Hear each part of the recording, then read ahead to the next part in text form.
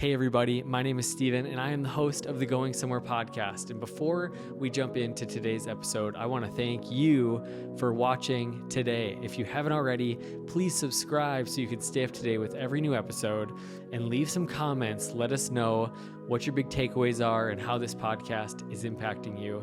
Without further ado, I'm going to turn it over to our wonderful host, Steven. Hey everybody, Steven here. Welcome to the Going Somewhere podcast. Today, I'm joined by my friend, Ty Cannaday. How are you doing, Ty? Doing great, man. Appreciate you having me, brother, for sure. Dude, I am pumped to have you. I've only known you for, 3 years? 2 or 3 years? Yeah, I think a little over 3 now. But I feel like it's one of those things that hearts go deep. 100%, man. Every time I'm around you, I just love being with you. So Appreciate that. Tell me, the audience that doesn't know you, tell them about yourself.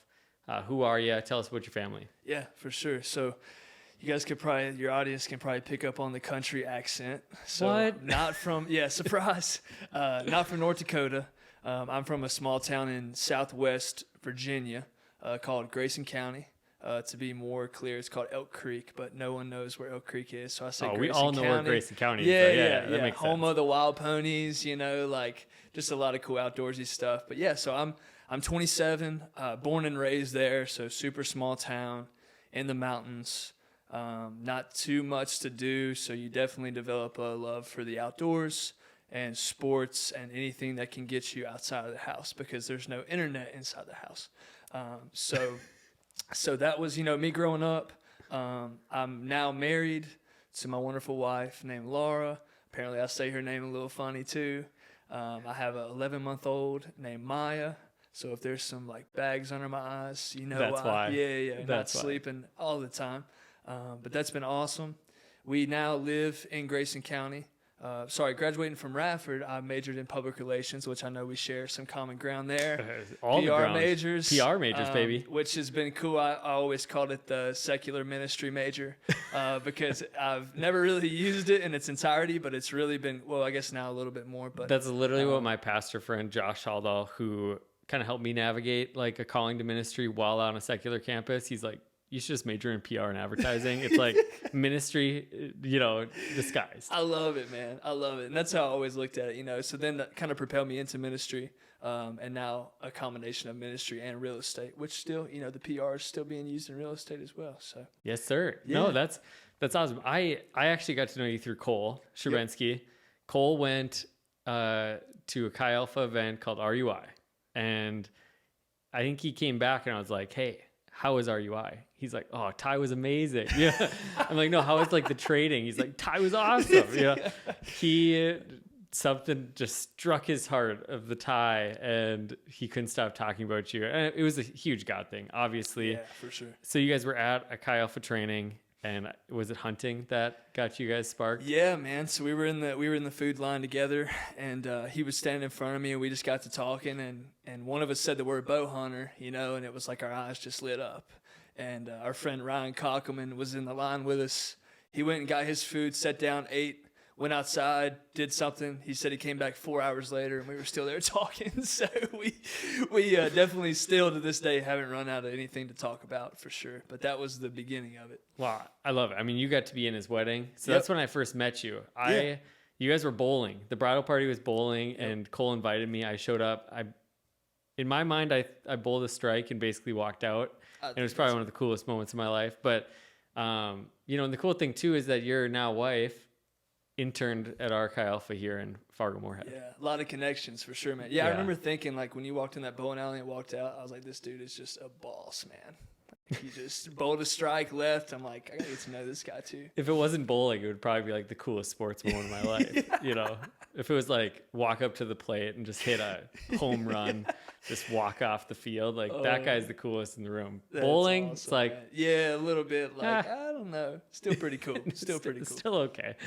Man, that's awesome. But so you interned with Chi Alpha right after college. And so, I think our audience, I think one of the things about young adulthood is that there's transitions and then there's decisions.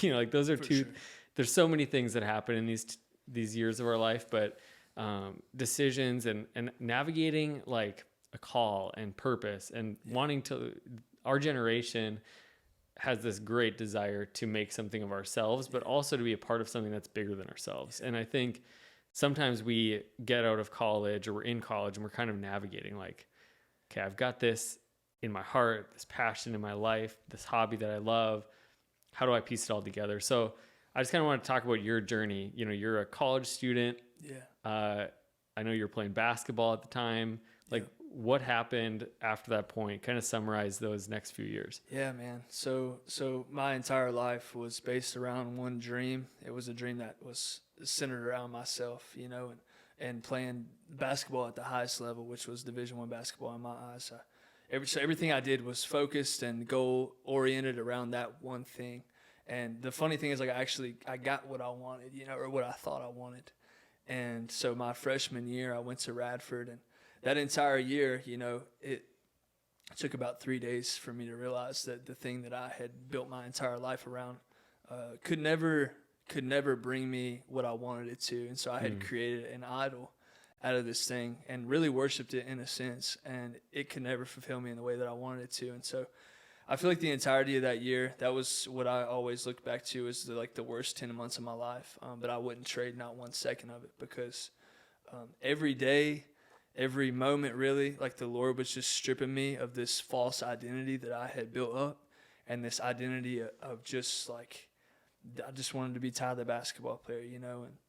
And so everything I did, it was just so centered around that. And the Lord took just friendships and relationships and just so many moments that year and just broke that down to, at the end of that year, I got to the place where I was like, man, like, I'm going to finish the year. I don't want to quit, but I'm done, you know. And so I went and told Coach that I was done, and come back to my dorm and just start looking at myself in the mirror, you know. And I'm like, man, I literally don't know who I am.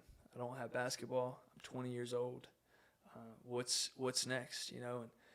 And that summer, long story short, I end up volunteering to lifeguard at this church camp, and in 4 short weeks, I see exactly what the Lord was doing over the course of those 10 months, because He just absolutely radically changed my life. He brought people in my life that loved Him and pursued Him and just talked about Him in a way that I had never experienced. And so it just showed me such quick redemption, and like why I went through what I did that year, because it brought me to this place of really like desperation for something. And God finally showed me that there's an identity that we can have that's secure and can't be shaken. And so that carried me from that portion on. All I wanted to do in college was tell people about Jesus. Everyone I partied with my freshman year, I wanted to come back my sophomore year and just tell them, hey, like, you remember when we would wake up just broken over and over again? Like, there's something so much better. Wow. You know, remember when we would go out and do this, and this, or the way that we talk about girls? Like, I've got something that's so much more fulfilling. And so I just came back, and I was just so excited because I knew I had found what I had always been looking for. And I knew that I just wanted to share that. And so that carried me throughout college with getting involved with Chi Alpha. And I graduated in 3 years. So those were 2 years. And 2 years of my college career after my first year. And I remember getting to the end, and I was like, this can't be the end, you know? Like, I've found what I have always been looking for and what I've always wanted to do, which is share this. Like, I want to share this with college students, because I know that there's hundreds, if not thousands, of college students coming in every single year just asking, like, man, like, what's my purpose? Why am I here? Or they think they know why, you know, and it's to get a degree or to make money or to be successful by the world's standards. But I just knew that, like, I didn't figure it all out, but God literally just showed me, you know, this is it. This is why you're on the college campus. And so, yeah, that propelled me into college ministry. And, so that's kind of that was a little long-winded, but that was I love it. It's such good context, too. I think even, you know, as young adults, too, like, your transformation story was kind of mixed in the middle of it all. Like, you're in that place, of course, making decisions about your future, career, all these things, but also, like, the central moment of Jesus transforming your life is kind of the defining moment, which is a pretty cool thing to look back at a season and be like, I wish we could all say that. Like, that this is Jesus is like the defining thing.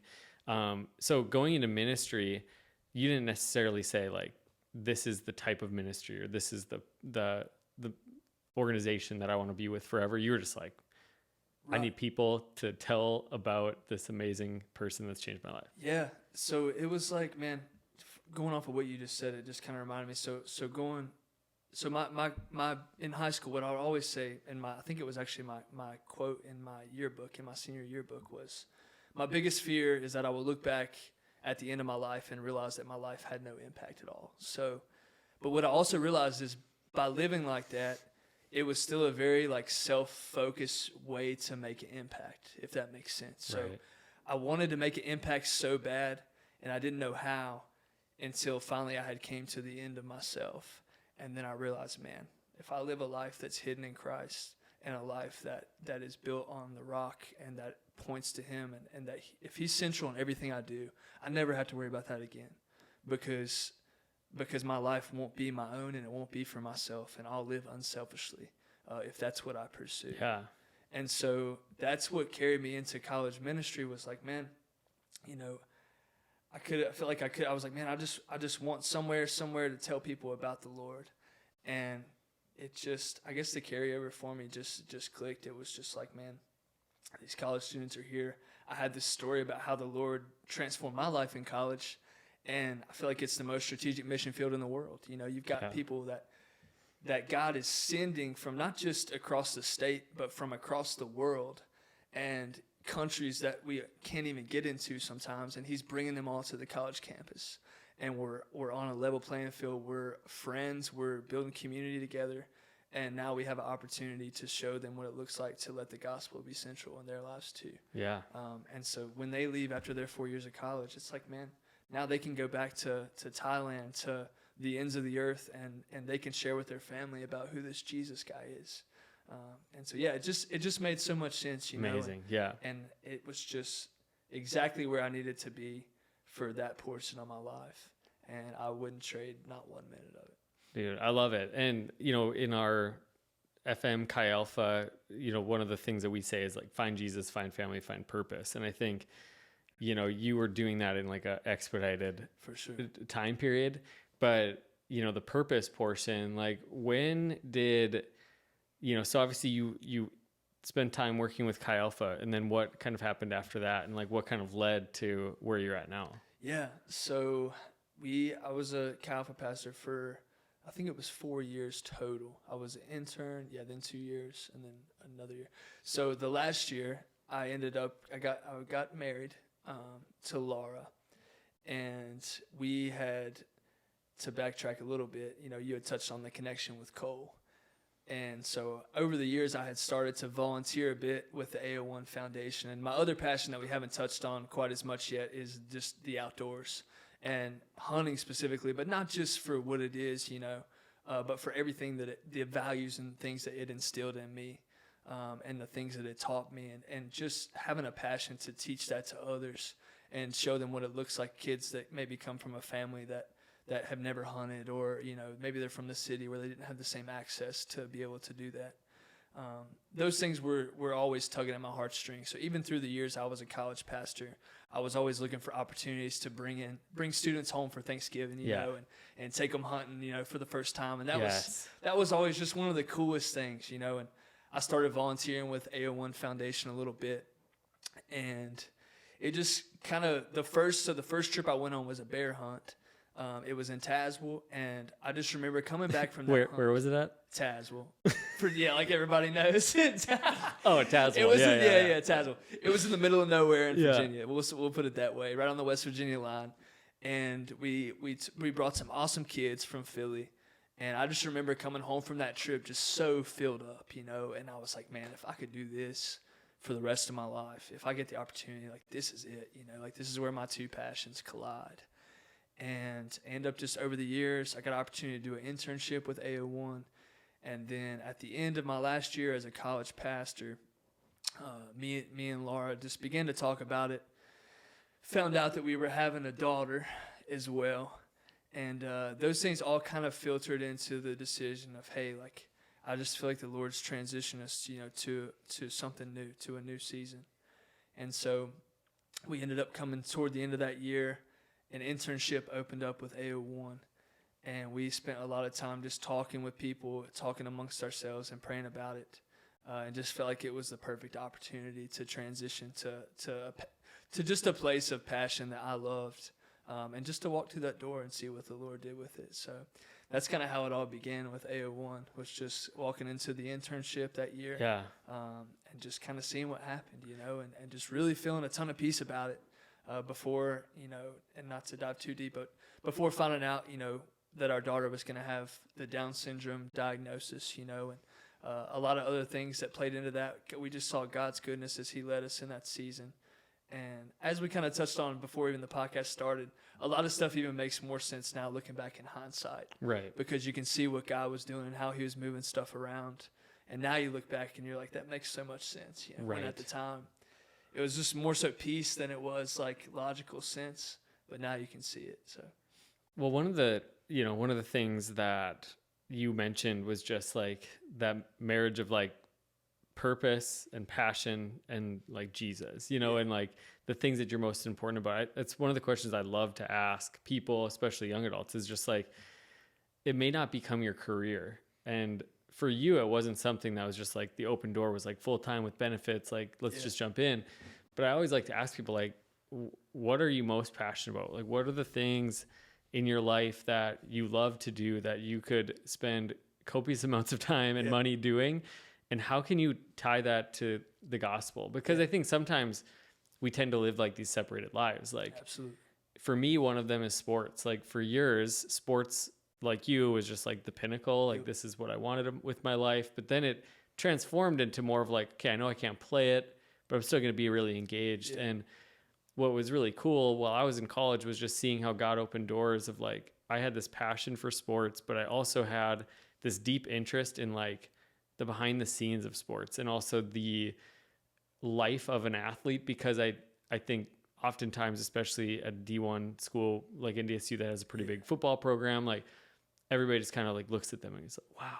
I just had this like deep-seated thought, even without Jesus in the mix, of like their life is so much more than just football. And then the heart of like, they need Jesus just as much as any of us. For sure. And so God just opened these doors with specifically football guys and now basketball guys. And like, he's kind of brought this together. And it's one of my favorite things, that one of my passions has been merged with Jesus, So what is your advice to somebody that's maybe out there going like, man, I love to hunt, or I love to do this or that? Like how would you go about that? Yeah, that's so good, man. And that's something that I think even now I'm still figuring out. But one thing that I learned was exactly what you had mentioned is we have such a tendency, and I had such a tendency to just compartmentalize those different areas. When I went hunting, I would go hunting. When I went and played basketball, I would play basketball. And one thing I realized was that it was just void of, when I would do that and make that the end goal in and of itself, it was void of joy, if that makes sense. Yeah. And so I had talked to one of my mentors about it. Her name's Joy Schroeder, and she's super special to me, and I'll probably reference her. Shout out Joy Schroeder. Yeah. In this podcast for sure, just because she's taught me and entrusted me with so much. But I talked to her about it. I said, Joy, I'm just having a really hard time when I go out and when I'm going hunting or when I'm going fishing. I'm just having a hard time connecting that to my relationship with the Lord. And she just looked at me, and as she could do, just simplifies everything, But she was like, Ty, just take Jesus with you. And I don't know, it was just like a light bulb moment. And it was like, man, like whether I'm on the basketball court, whether I'm going hunting, whether I'm going fishing, like I can always just take Jesus with me there, like I can be just meditating on the Word, or I can even take a Bible with me to that place. There's just so much there that's left on the table when we make those things just in and of themselves the end goal. That was like just such a light bulb moment, because I just really felt like I had just missed the mark before then, and it was the Lord beginning to redeem some of those things that I had always loved, but I had always turned into a place of really idolatry, Yeah. And so the Lord in that moment just started bringing redemption into those different areas, sports and hunting and fishing, and just showed me like those things in and of themselves, like, they're not necessarily bad or good, but like he wants to come with me to that place and teach me, and above all, like, his desires for a relationship, you know. And so yeah, that's, I think, sorry, that's a bit long-winded way to go around that, but I think that the passion that God gives us for those things is God-given, but we also have to be intentional in recognizing that, like, we have to continue to take him with us to that place, instead of just making those things the things that are like our end goal. Love it. And I do feel like there's like a fine line between the things that we're really passionate about and idolatry, or like putting it in a place that it shouldn't be. But I think, like you were saying, the best way to safeguard our passions, our hobbies, the things that we love to do from becoming something they're never intended is to bring Jesus with us. Yeah. It is to invite Jesus and his presence into those things. And yeah, I think it varies. Like if you're into, you know, quilting, it's like, well, how does that work? You know, like we have a quilting ministry at our church. There's a bunch of gals that have been doing it for years. They come together weekly, and it's a small group. They quilt together, and what they end up doing is they end up donating so many of the quilts to areas in need, and ministries in need, and churches, and, you know, organizations that can use it for good and for the kingdom. And like, sometimes it's easy as that. And sometimes it's literally like, I love pickleball, man. Yeah. Like, I want to play more pickleball. It's like, well, have a joyful attitude when you're playing pickleball. Be aware of the people around you and how you can build relationships with them, and just enjoy that thing and make it honoring to God. So it's like, pickleball might be an odd, you know, one, but I just think it's anything. Dude, pickleball, man. If you haven't played pickleball, you got to play it. Yeah, I'll get in there. No, that's awesome. But what does your role with AO1 look like now? Because I know we've kind of been leading into just a little bit of the idea of like your passion for hunting and fishing, and obviously your passion for Jesus and seeing people know him. So what does that role look like for you with AO1 now? Yeah, for sure. I want to touch on one more thing before we get there on what we had just talked about, is that, well, two things. One, I'd heard a quote a couple weeks ago, and I just absolutely love it. I've been thinking about it, and I think it applies perfectly to those things. He had talked about, and I think it might have been Matt Chandler, but he talked about how a lot of times with the Lord, we'll like do like a priority sheet, say, for example. And so we'll put him number 1, and then we'll just list off everything else 1 through 10, right? And he said that's not necessarily a bad thing. He said, but more so, Jesus wants to be the paper in which those things are written upon. Wow, yeah. And I just thought that was awesome, man, because I was like, that's it, you know, like, it's not just, of course he wants to be Lord over all, and he deserves that, and we need to make sure he is that in those things. But he also wants to be central in those things, you know. And so whether it's pickleball, or, you know, my marriage, or friendships, relationships, all the way down the list, like, if he's central in all those things, like, that's it, you know, we've got it nailed. And so I just thought that was really cool example, a way to look at that. And along with all those other things that we had just touched on, I think what I had realized too is that in each of those, an awesome way to bring Jesus with you is just to value and treasure relationship with people, and just inviting other people into those places as a way to love them and bring them into family and teach them.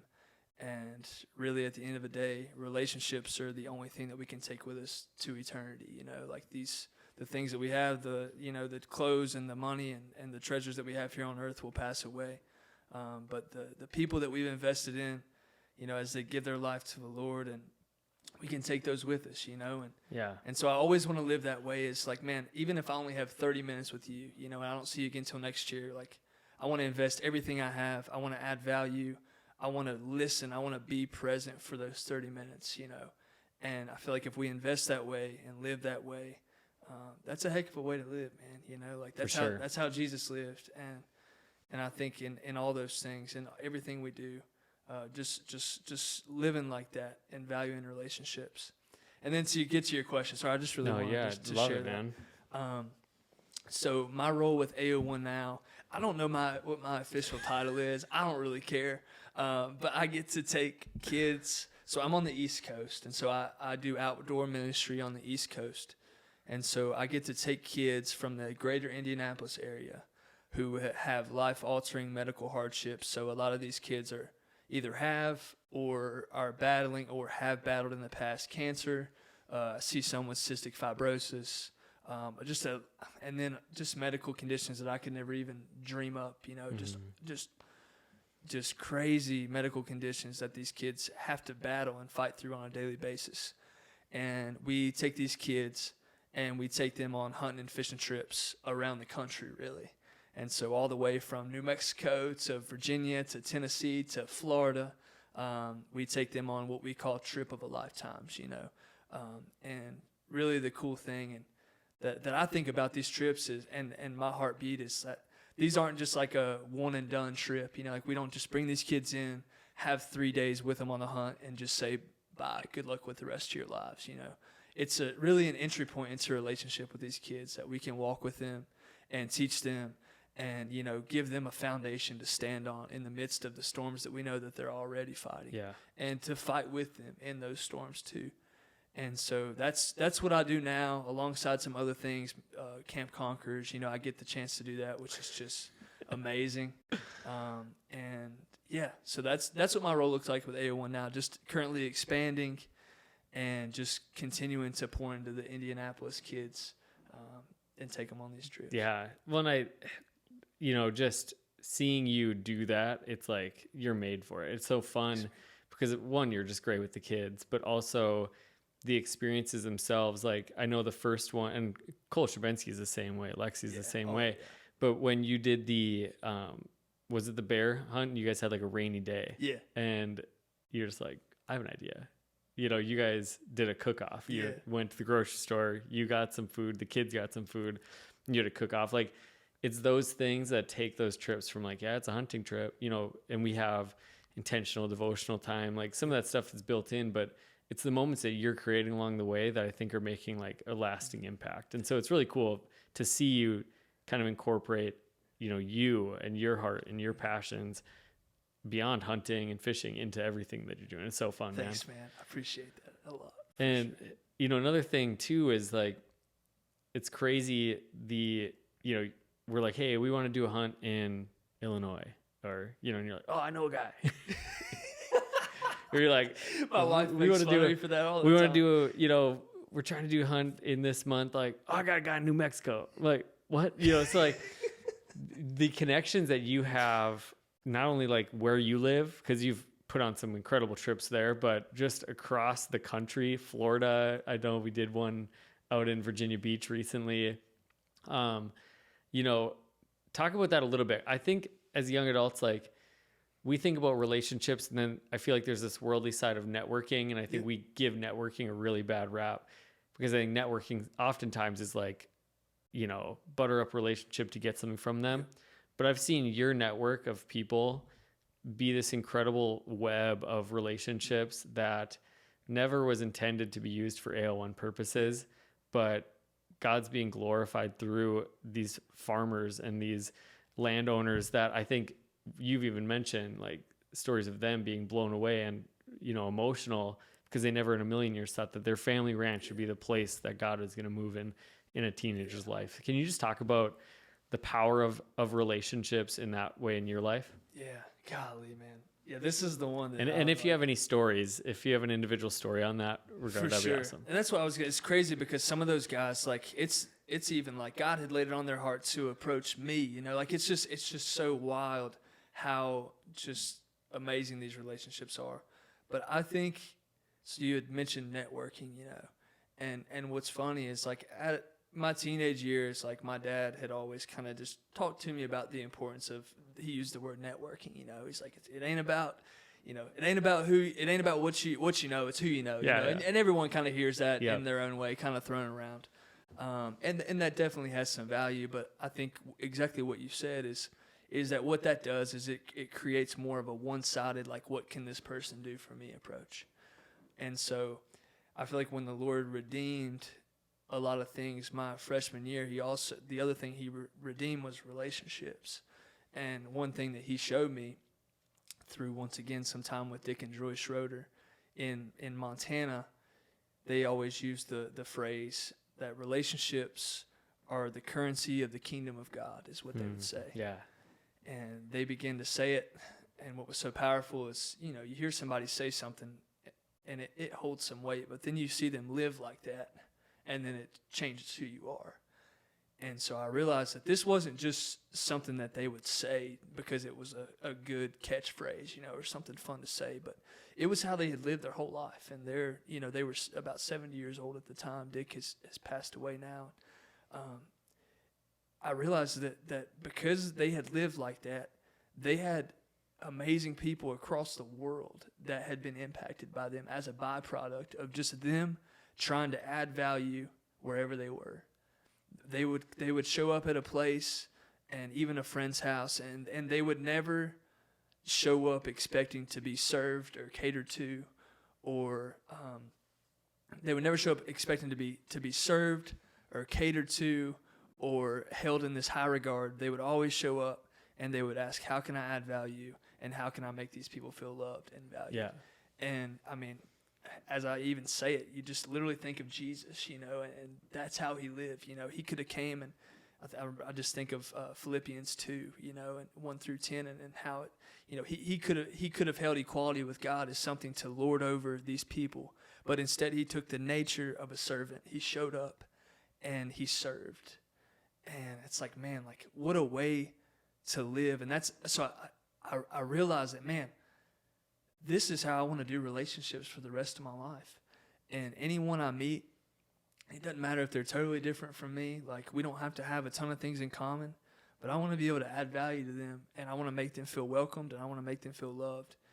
And that's just how I wanted to develop relationships. And so over the course of time, God would just continue to bring these amazing people into my life.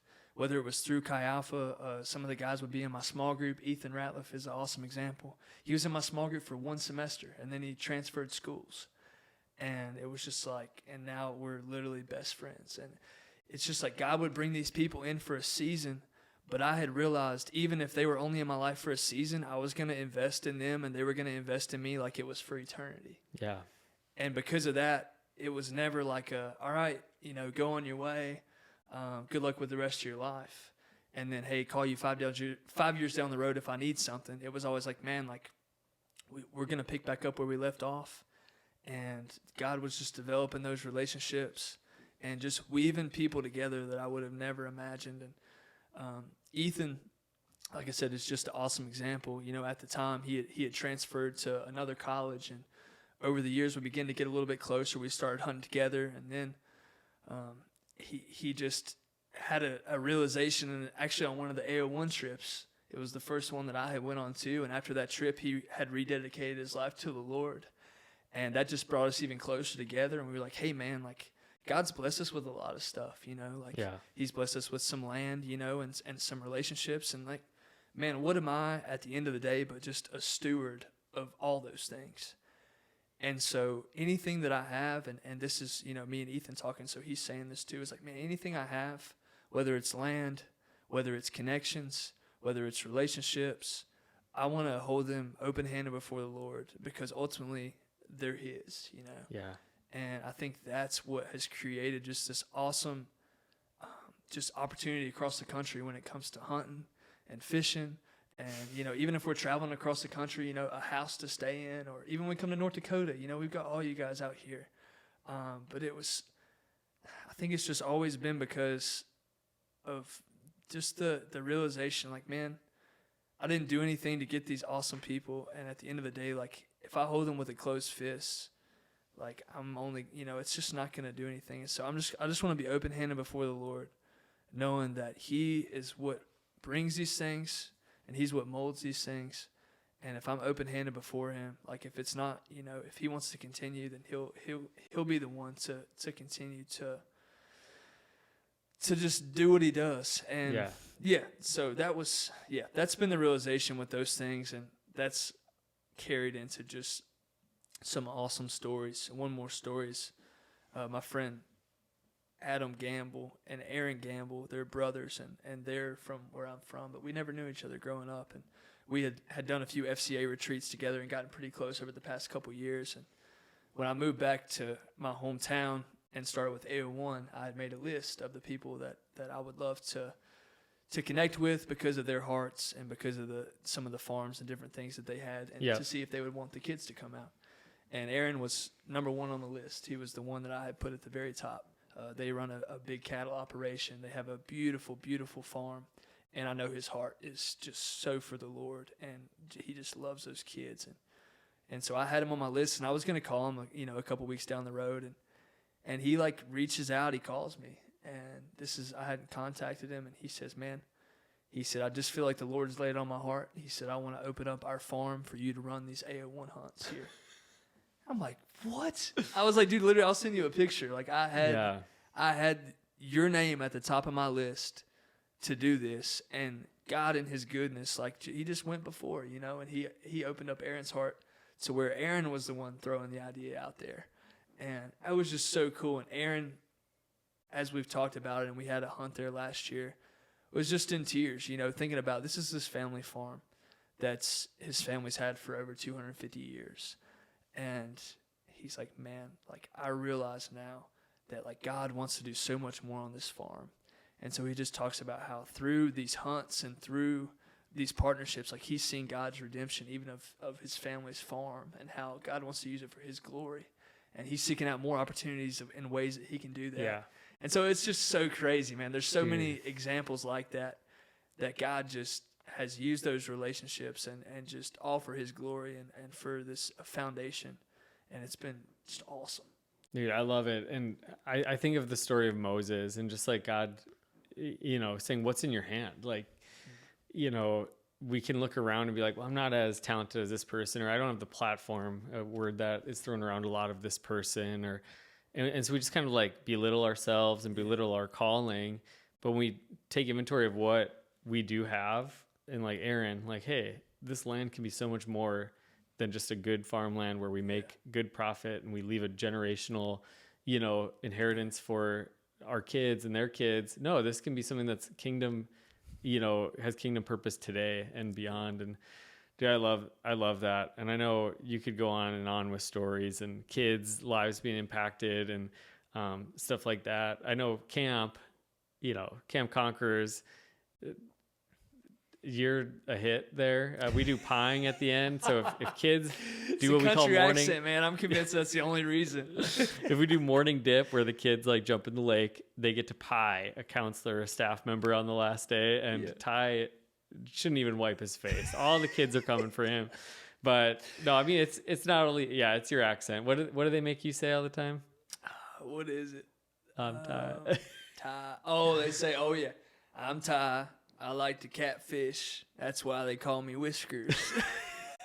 That's just for any of the campers that are gonna watch this. Oh, and that's James. That's Dr. James Miles' fault, for all you guys. Just so you know that he would say that over the radio in the loudspeakers, so the kids would say it. It's it's a trip. Anytime you walk in a room, all the kids, it's Ty, Ty, the whole chapel, every kid is Ty, So no, but it's also your infectious personality and just your love for people. It's so evident that when you're around you, and I know for the kids' standpoint, it's when you're around Ty, you are loved. You're in the inner circle. You make everybody feel like the inner circle. And dude, I have a ton of respect for you and Laura. And I know we didn't really dive into it, but raising Maya with Down syndrome, it's just the challenges of parenting are still there, and it's a whole nother level, and you guys are just handling it with grace. I know it's not easy, but man, we're cheering you guys on and loving you guys and loving just seeing God's hand on your life as you guys journey together. Thank you, bro. That really means a lot, for sure.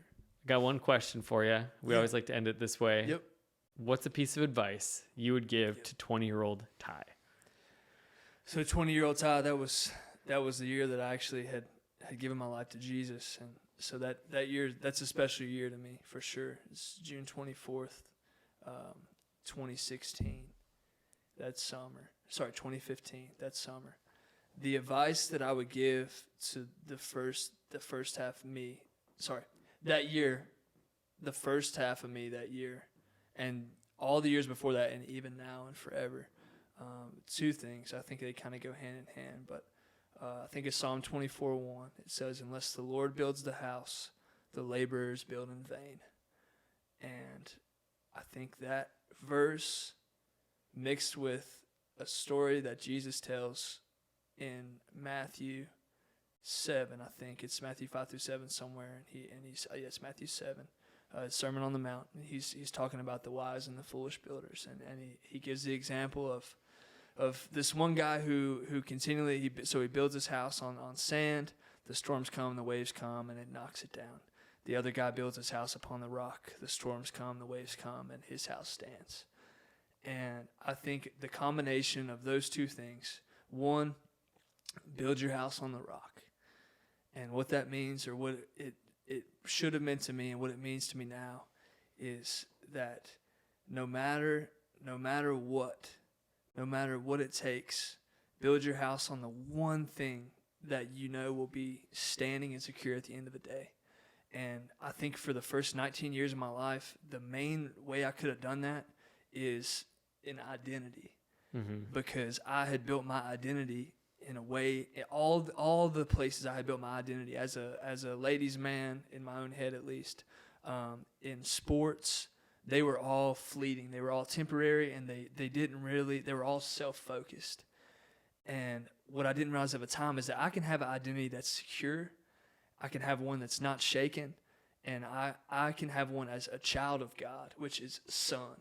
Mm-hmm. And that identity is not determined by my success. It's not determined by my failure. It's not determined by my performance. It's not determined by my lack of performance. Yeah. And at that time, and even now I have to remind myself, because I have by no means have that figured out. But man, what a weight that would have lifted off my shoulders, because my whole identity was determined by my performance. And so my life was an absolute roller coaster. And I would get super cocky and big-headed when I was doing well.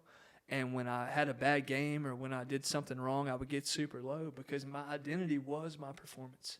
And I would say a good bit of people in this world struggle with that and live their whole life like that. And so the second part of that is the psalm that talks about, unless the Lord builds the house, the laborers build in vain. And that's how I want to live, through the filter of that lens for the rest of my life. Yeah. Unless God builds it, it's in vain.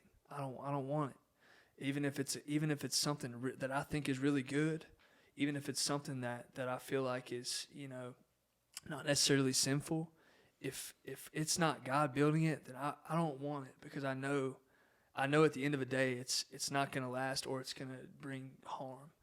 And so, yeah, man, those are the two things. And the advice I would give all your listeners is, man, like, build upon the rock and let the Lord build it. Because, like, at the end of the day, I can bring whatever I have to the table. I can bring my little 2 fish, my little 2 loaves and 5 fish or whatever, and it feed, a few people. Me and you maybe could have some lunch. But man, if I let God multiply whatever I have, what little strength I have, what little I have to offer, then man, we can change the world, and I truly believe that. But I do think that it starts with just the person that's right next to you.